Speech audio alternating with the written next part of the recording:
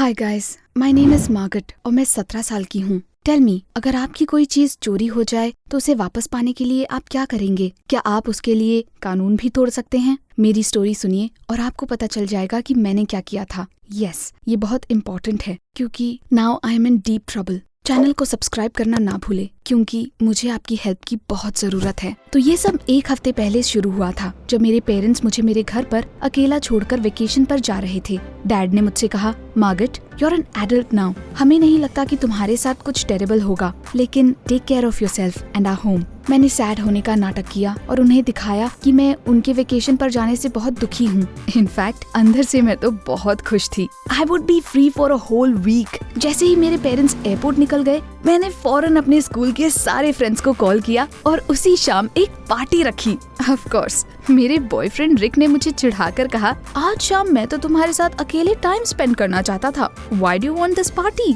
What a party pooper he was. और साथ ही वो थोड़ा जेलस एंड टची भी था। स्कूल में अगर मैं किसी को देखकर स्माइल भी कर देती थी तो वो तुरंत मुझसे बात करना और मुझे गिफ्ट देना बंद कर देता था। लेकिन मैं बस वो नहीं करने वाली थी जो रिक चाहता था, इसीलिए मैंने फौरन पार्टी की तैयारी करनी शुरू कर दी। शाम को आधा स्कूल मेरे घर पर इकट्ठा हो गया था। There was loud music, drinks and fun. Party में जो लड़का मुझे बहुत अटेंशन दे रहा था वो था क्लिफ। वो हाल ही में हमारे स्कूल में ट्रांसफर हुआ था और मुझे बहुत अच्छा लगता था। He was brutal and confident. हमने स्कूल में कई बार एक दूसरे को देखा था और हम पार्टी में एक दूसरे को अच्छे से जान सकते थे। Cliff asked me for a slow dance और मैं उसे मना नहीं कर पाई। हमारे चेहरे एक दूसरे के बहुत करीब थे और फिर मेरी नजर रिक पर गई। वो गुस्से से हमें घूर रहा था। ओह नो, मैं अपने बॉयफ्रेंड के बारे में तो बिल्कुल भूल ही गई थी और उसका मतलब ये था कि वो फिर से अपनी अननोइंग बातों से मेरा सर खाने वाला था। डांस के बाद रिक मुझे कोने में ले गया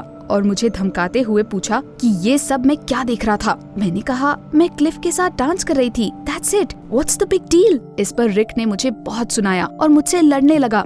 फिर मैंने उसी टाइम डिसाइड कर लिया कि मैं अब उसे डेट नहीं कर सकती। I was tired of this relationship. इसलिए मैंने रिक को धक्का दिया और कहा, Leave me alone. बस बहुत हो गया। It's all over between us. मैं इतनी जोर से चिल्लाई कि सबने मेरी बात सुन ली। रिक शर्म से लाल हो गया और बिना कुछ बोले दूसरे रूम में चला गया। उसके जाते ही ऐसा लगा कि मेरी लाइफ ज्यादा इजी और काम हो गई थी। No more toxic relationships. मैंने पूरी शाम क्लिफ के साथ गुजारी। मुझे अपने डिसीजन का कोई रिग्रेट नहीं था। रिक वापस पार्टी में नहीं दिखाई दिया। किसी ने मुझे बताया कि वो थोड़ी देर सैड होकर दूसरे रूम में बैठा था और फिर चला गया। नेक्स्ट मॉर्निंग क्लिफ ने घर की सफाई करने में मेरी हेल्प की क्योंकि मेरे घर की हालत वैसी हो गई थी जैसे व्हाइट वॉकर्स के अटैक के बाद विंटरफॉल की हुई थी। मेरे एक्स बॉयफ्रेंड ने मुझे कोई कॉल नहीं किया। मुझे थोड़ी बेचैनी तो हुई, लेकिन ओवरऑल ऐसा लग रहा था कि सब कुछ ठीक है। इनफैक्ट मैंने नया रिलेशनशिप स्टार्ट करने के बारे में सोच लिया था, जिसे लेकर मैं काफी खुश थी। मैं क्लिफ को डेट करने लगी और उसके साथ मुझे बहुत मजा आता था। वो रिक जैसा नहीं था और उसके साथ रहना ज्यादा कंफर्टेबल था। ऑफ कोर्स मैंने ये देखने के लिए अपने एक्स की इंस्टाग्राम प्रोफाइल चेक की कि वो क्या कर रहा था। That was interesting.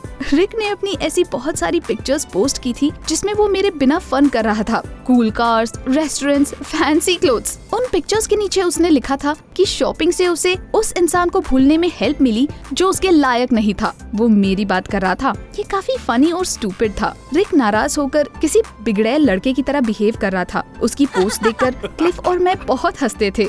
बदले में मैंने भी अपने एक्स को ट्रोल करने का सोचा और अपने पेज पर हर दिन नई नई फोटोज पोस्ट करना शुरू कर दिया जिनमें मैं क्लिफ के साथ मस्ती करती हुई दिखाई देती थी। मुझे पता था उन पिक्चर्स को देखकर रिक गुस्से से पागल हो जाएगा, लेकिन उसके बाद जो हुआ उसकी वजह से मेरा अच्छा खासा मूड खराब हो गया। मेरी सारी खाने पीने की चीजें खत्म हो गई थी, इसलिए मैंने सामान लाने के लिए सुपरमार्केट जाने का सोचा। मेरे पेरेंट्स मेरे लिए जो पैसे छोड़कर गए थे वो सब पार्टी में खर्च हो गए थे, इसलिए मैंने डैड के सेफ से कुछ पैसे निकालने का फैसला किया। मुझे पता था उनके सेफ में काफी सारे पैसे पड़े रहते हैं और थोड़ी बहुत पैसे अगर गायब भी हो गए तो उन्हें क्या पता चलेगा। लेकिन जैसे ही मैंने सेफ खोला मेरी हालत खराब हो गई। It was empty. मैं पागल हो गई। अगर मेरे डैड को पता चला कि उनके सेफ से पैसे गायब हो गए हैं तो मैं बहुत बड़ी मुसीबत में पड़ जाऊंगी। मुझे फौरन रियलाइज हुआ कि ये पार्टी में आए किसी गेस्ट की करतूत है। जब हम दूसरे कमरे में फन कर रहे थे तब किसी चोर ने आकर ये खाली कर दिया और इसे तो खोलना आसान था क्योंकि मेरे डैड थोड़े भुलक्कड़ थे,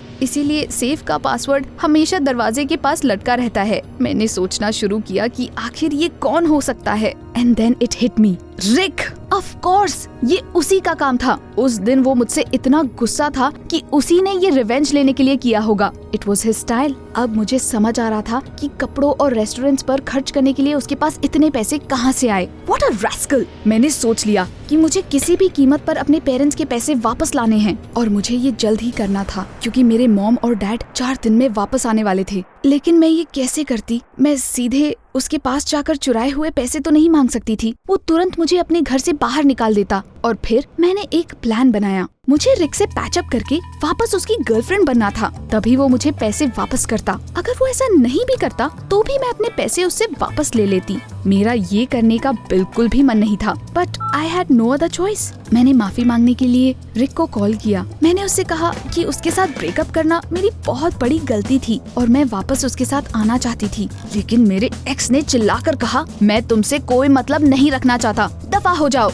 अब मेरे पास वो सब है जो मैं चाहता था। I don't need you. इतना बोलकर उसने फोन काट दिया। मैंने मन में सोचा, यू स्काउंड्रल, तुम हमारे पैसे बर्बाद कर रहे हो और मुझे सुना भी रहे हो। उसके बाद मैंने अपनी कोशिशें और तेज की। मैंने अपने पेज से क्लिफ के साथ वाली सारी पिक्चर्स डिलीट कर दी और कुछ सैड इमेजेस पोस्ट कर दिए जिन पर ये मैसेज था कि मैं अपने एक्स को बहुत मिस कर रही हूँ। मैं उसकी सारी फोटोज भी लाइक करने लगी, लेकिन फिर भी काम नहीं बना। रिक अभी भी साइलेंट था। मैं घर पर बैठकर रिक के पास वापस जाने का नया प्लान सोचती रही। तभी अचानक किसी ने मेरे दरवाजे पर नॉक किया। क्लिफ दरवाजे के पास मुंह लटकाकर खड़ा था। उसने कहा, अगर तुमने मुझे छोड़कर अपने एक्स के पास वापस जाने का सोच ही लिया था तो तुम्हें मुझे एटलीस्ट बता तो देना चाहिए था। डैम, मैं तो बिल्कुल भूल ही गई थी कि क्लिफ ने भी मेरा पेज सब्सक्राइब किया था और उसने वहाँ सब कुछ देख लिया था। फिर मैं उसे अपने साथ अंदर ले गई और मैंने उसे सब कुछ बता दिया। Cliff was in shock. उसने फौरन मुझे कहा कि वो इसमें मेरी हेल्प करेगा। और फिर मेरे दिमाग में एक आइडिया आया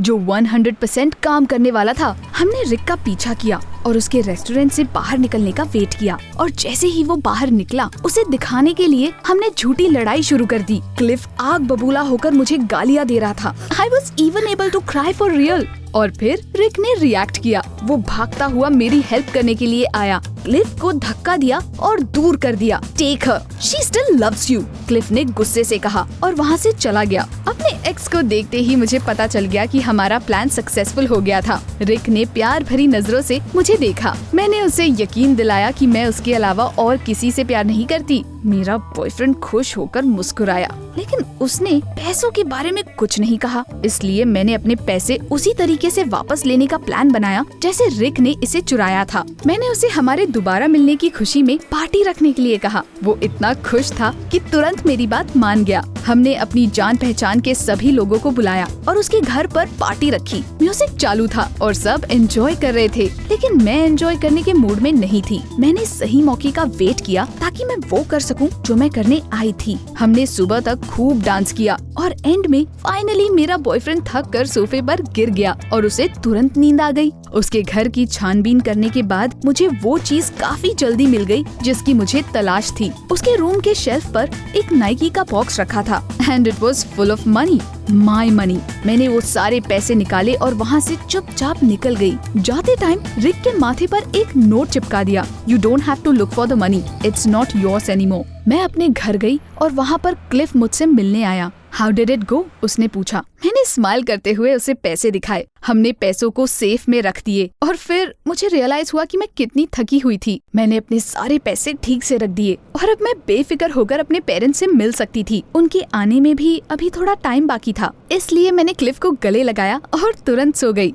दरवाजे पर नॉक की आवाज से मेरी नींद खुल गई। It was mom and dad. मैं उन्हें देखकर बहुत खुश थी और क्लिफ को उनसे मिलवाना चाहती थी, लेकिन शायद वो पहले ही जा चुका था। मेरे पेरेंट्स अपना सामान अनपैक करने लगे और उन्होंने मुझे बताया कि उनका वेकेशन बहुत बढ़िया गया। उसके बाद दूसरे रूम से मुझे अपने डैड की आवाज सुनाई पड़ी, मार्गोट, सेफ खुला हुआ क्यों है? मेरे चेहरे का रंग उड़ गया। मैं भागकर उनके पास गई और मैंने खाली सेफ देखा। डर के मारे मेरे मुंह से एक आवाज तक नहीं निकल रही थी। मुझे अच्छे से याद था मैंने सारे पैसे वहीं तो रखे थे, लेकिन वो कहाँ गए। लेकिन इससे पहले कि मैं कुछ कह पाती, किसी ने दरवाजे पर नॉक किया। It was the police. उन्होंने कहा कि वो फ्रॉड और चोरी के शक पर मुझे अरेस्ट करने आए हैं। हम सब शॉक में थे। बाद में पता चला कि सुबह उठने के बाद रिक को जब सब कुछ पता चला कि सारे पैसे गायब हो गए हैं, तो उसने फौरन पुलिस को फोन किया। इसके अलावा उसने उन्हें सर्वेलेंस कैमरा की एक वीडियो दिखाई जिसमें मैं पैसे चुरा रही थी।